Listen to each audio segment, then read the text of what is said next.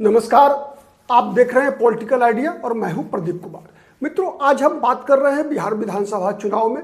और बिहार विधानसभा के चुनाव की तैयारी के संदर्भ में अगर हम देखें तो वर्तमान जो परिस्थिति है उसमें तीन गठबंधन कह सकते हैं त्रिकोणीय मुकाबला होने की संभावना है।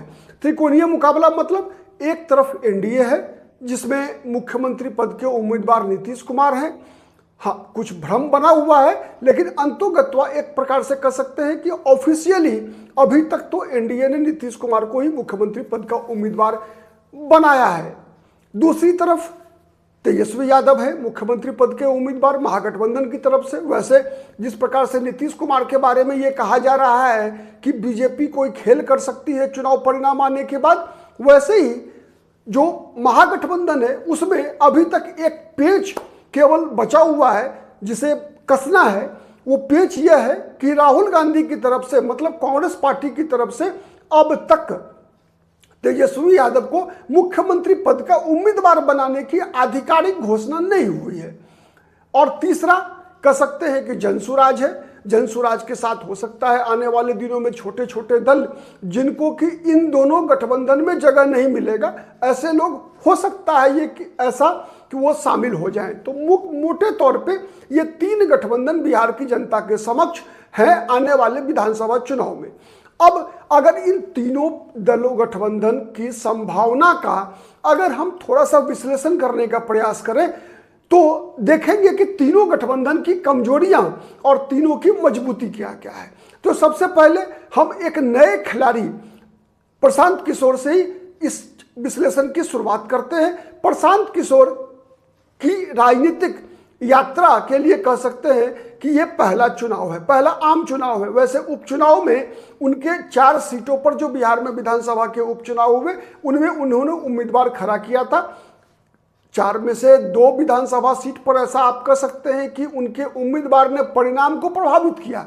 एक गया का बेलागंज विधानसभा सीट और दूसरा इमामगंज विधानसभा सीट, जहां पर कि प्रशांत किशोर के उम्मीदवार होने के कारण चुनाव का परिणाम प्रभावित हुआ। लेकिन रामगढ़ और तरारी के बारे में हम ऐसा नहीं कर सकते क्योंकि वहां पर मुकाबला आमने सामने का हुआ और प्रशांत किशोर के उम्मीदवारों ने जो वोट काटा वो आप नहीं कह सकते कि किसी एक गठबंधन का वोट काटा, एक सामाजिक समीकरण का वोट काटा, इसीलिए परिणाम पर उसका असर मैं तो नहीं मानता। लेकिन इन दोनों बेलागंज और जो दूसरा विधानसभा सीट था इमामगंज का गया जिला में, इन दोनों में परिणाम को निश्चित रूप से प्रभावित किया। बेलागंज में और जो इमामगंज में चुनाव हुआ उसमें अगर प्रशांत किशोर के उम्मीदवार नहीं होते तो शायद मेरा ऐसा मानना है कि वहां पर आरजेडी चुनाव जीत सकती थी। तो ये एक स्थिति है। प्रशांत किशोर की ताकत क्या है और कमजोरी क्या है? प्रशांत किशोर की सबसे बड़ी ताकत क्या है कि वो जनता के मुद्दों को जनता के बीच ले जाने में सक्षम हो रहे हैं, नंबर 1। नंबर 2, वो दिन रात मेहनत कर रहे हैं अपनी पार्टी का संगठन विस्तार करने के लिए, ठीक है। नंबर 3, प्रशांत किशोर के पास संसाधन की कोई कमी नहीं दिख रही है, लेकिन जो उनकी कमजोरी है वो सबसे बड़ी कमजोरी वो ये है कि चेहरे का अभाव है।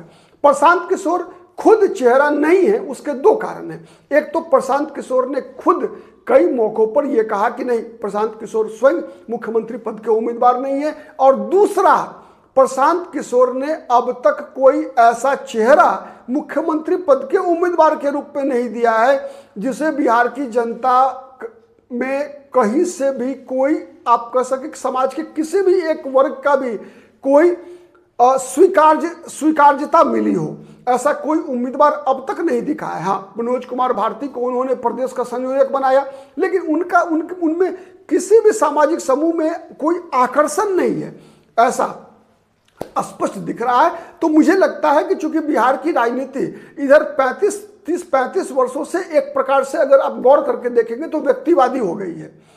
आप सबसे ज्यादा, ठीक है, ये राजनीति पिछड़ावादी भी हुई है, सांप्रदायिक भी हुई है, लेकिन एक बात तय है कि यह व्यक्तिवादी हुई है। लगातार 35 वर्षों का चुनाव लालू यादव और लालू यादव का परिवार और लालू यादव के परिवार के विरोध की राजनीति करने वाली भारतीय जनता पार्टी और नीतीश कुमार के बीच ध्रुवीकृत है, गोलबंदी होती है। तो इसीलिए जब तक कोई एक सामाजिक समूह आधार के रूप में प्रशांत किशोर के साथ नहीं जुड़ता है और उसको नेतृत्व देने के लिए कोई चेहरा प्रशांत किशोर की तरफ से सामने नहीं आता है, तब तक परिणाम निकाल पाना प्रशांत किशोर के लिए मेरे अनुसार मुश्किल है। अब तुलना करते हैं तेजस्वी यादव और नीतीश कुमार की। तो तेजस्वी यादव और नीतीश कुमार की तुलना करते समय हमें दो चीजों का ध्यान रखना होगा। एक तो सबसे पहले कि व्यक्तिगत छवि, चूंकि मैंने पहले बताया कि बिहार की राजनीति लगभग व्यक्तिवादी हो गई है, इसको ध्यान में रखते हुए अगर हम गौर करें तो नीतीश कुमार की व्यक्तिगत छवि में इधर 5 वर्षों के अंदर आप देखेंगे कि बहुत ज्यादा ह्रास आया है कई कारणों से। एक तो भ्रष्टाचार का आरोप भी नीतीश कुमार की सरकार पर लगातार लगता रहा है। यह बात सही है कि व्यक्तिगत आरोप अब तक नीतीश कुमार पर कोई स्थापित नहीं हुआ है, वैसा जैसे लालू यादव या लालू यादव के परिवार के ऊपर हुआ। लालू प्रसाद यादव के परिवार और लालू प्रसाद यादव पर बात करेंगे तो कई घोटालों का आरोप उन पर व्यक्तिगत रूप से चस्पा है। जैसे हम चारा घोटाला की बात कर लें, ठीक है, लैंड फॉर जॉब की बात कर लें, तो कई ऐसे मुद्दे हैं। मिट्टी घोटाला आपने देखा किस प्रकार से तेजस्वी यादव के उप मुख्यमंत्री पद की कुर्सी छीन लेने में सफल रहा था।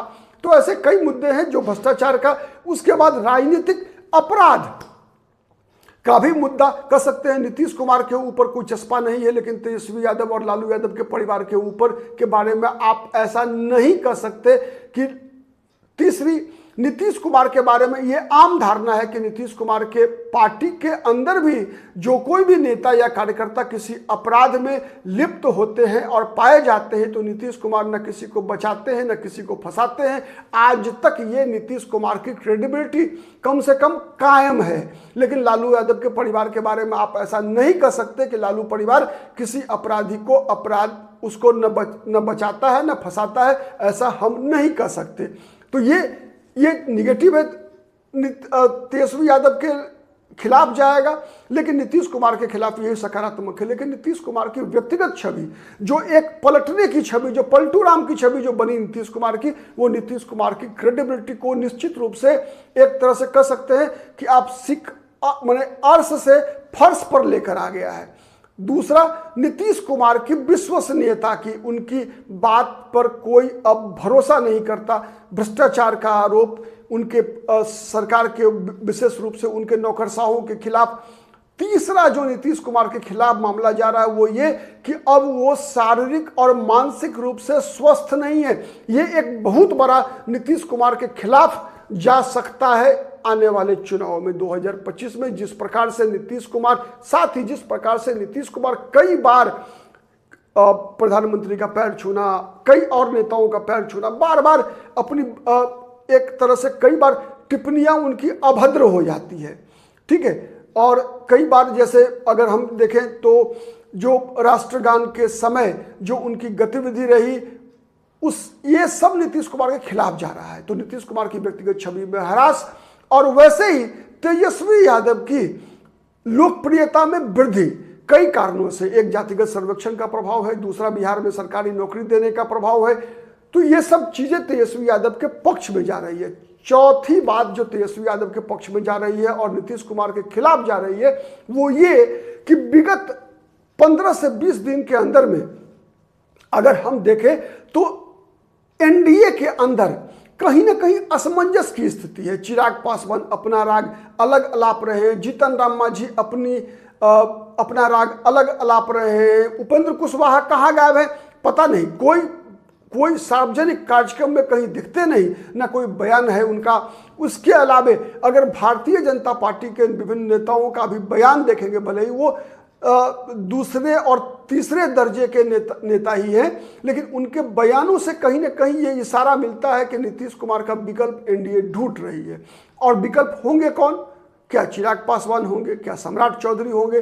बीच में हमने देखा कि जिस तरह से हरियाणा के मुख्यमंत्री नायब सिंह सैनी ने कहा कि अगला कुशवाहा बिहार का मुख्यमंत्री एक कुशवाहा बनने जा रहा है सम्राट चौधरी। तो सब उस बात को कहीं ना कहीं जो बिहार में एनडीए है वो खुद झुठलाता हुआ दिखा।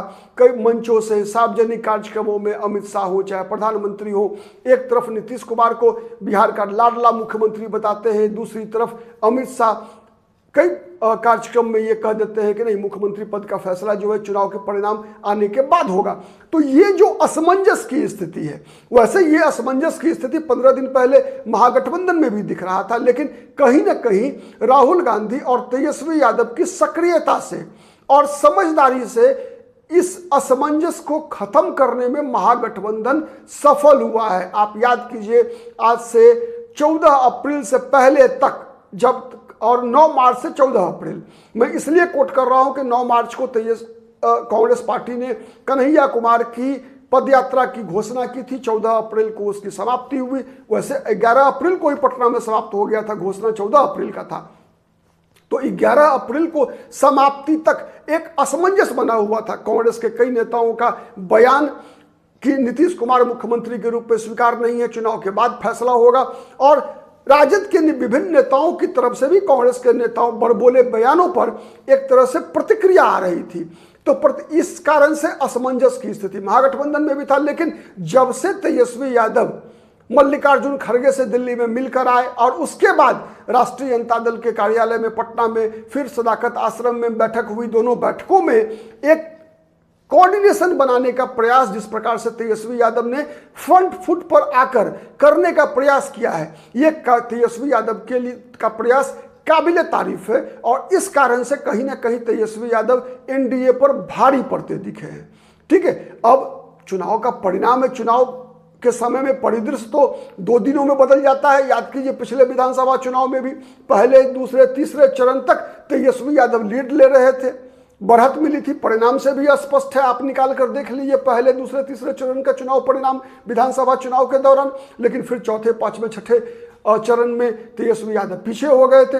तो ये सब कई बातें हैं, ये तो अभी बदलता रहेगा। लेकिन आज के दिन में अगर हम ये देखें अगर, तो ये स्पष्ट दिखता है कि बिहार के चुनाव के संदर्भ में महागठबंधन को एज दिख रहा है, और ये एज दिलवाने में कहीं ना कहीं राहुल गांधी और तेजस्वी यादव की समझदारी की बहुत बड़ी भूमिका रही है, बहुत बड़ी भूमिका रही है। जिस प्रकार से असमंजस था, उस असमंजस को खत्म करने में तेजस्वी यादव और राहुल गांधी ने सफलतापूर्वक प्रयास किया है। अब तो 5 मई को एक और, 4 मई को एक और कार्यक्रम तेजस्वी यादव ने तय कर दिया है, क्योंकि तेजस्वी यादव महागठबंधन की कोऑर्डिनेशन कमेटी के संयोजक बनाए गए हैं, हर पार्टी के नेता उसमें शामिल हैं। उसमें 4 मई को पटना में जितने भी सहयोगी दल हैं, सबके विधायकों, सांसदों, विधान पार्षदों, जिलाध्यक्षों की एक संयुक्त बैठक बुलाई गई है, और उस संयुक्त बैठक में एक बार फिर से अपनी एकता प्रदर्शित करने का प्रयास महागठबंधन करेगी।